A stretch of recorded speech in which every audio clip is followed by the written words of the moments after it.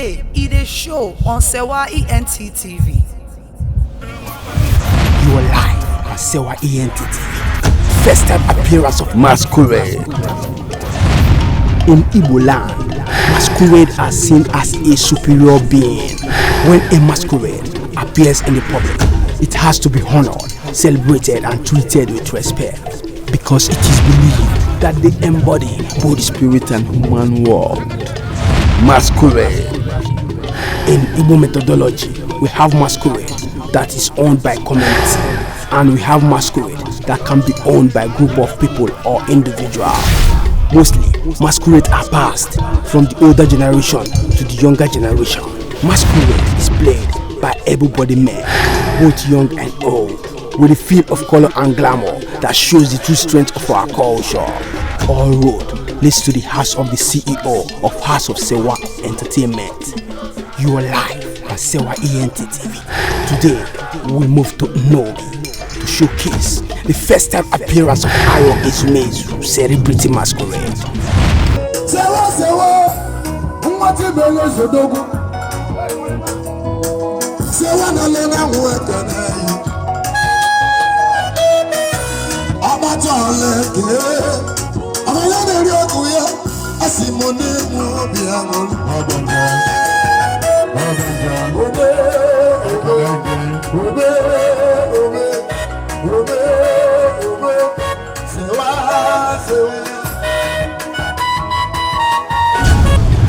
Tata UGOABATA. Kaino NNOBI. ONYE UGOABATA SEWA Entertainment. All there kaino today. I na gbata ọsọ mmọnwụ na-ebute mmọnwụ ọfụ. A na-akpọ AROEZUMEZU. Aro bụ n'agụ na NNOBI. Ọmụwa bụ Chief Dr. EZE Odogwu. Ebute ya bụ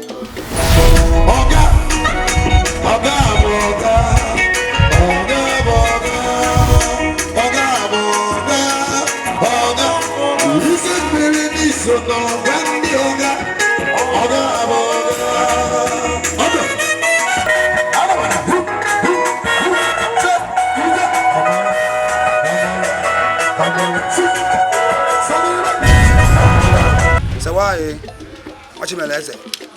Kodibo kokoko, yeme sewa ngwana yemumu. Sewa o mem agoni solo vekona nyakama ujuwe naida.